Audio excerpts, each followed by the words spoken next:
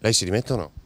No, assolutamente, perché non ci sarebbe motivo. Visto che il partito di Renzi in città alle ultime regionali ha avuto un risultato migliore rispetto alle altre province, si parla di congresso? Va bene, si faccia, dice Bressa. L'apertura di una fase congressuale potrebbe essere il modo giusto per discutere di come riconnettersi con il sentire comune dei veneti. Chiude così, e lo spera, la polemica delle ultime settimane il segretario cittadino. L'importante è che adesso si ponga la questione in termini politici senza che ci siano attacchi di carattere personale. Spero che si vada in questa direzione. E il riferimento alle parole dell'ex assessore Piron, che sostiene come il rieletto consigliere Ruzzante, non di certo un fan sfegatato di Renzi, abbia lavorato più per sé che per il partito. Io credo che Ruzzante, più che un problema, sia una risorsa. In democrazia vige una regola, cioè che arriva primo chi ha più voti, no? E Ruzzante ha dimostrato questo con le ultime elezioni. Si può non essere d'accordo con lui magari sulla linea politica, avere delle visioni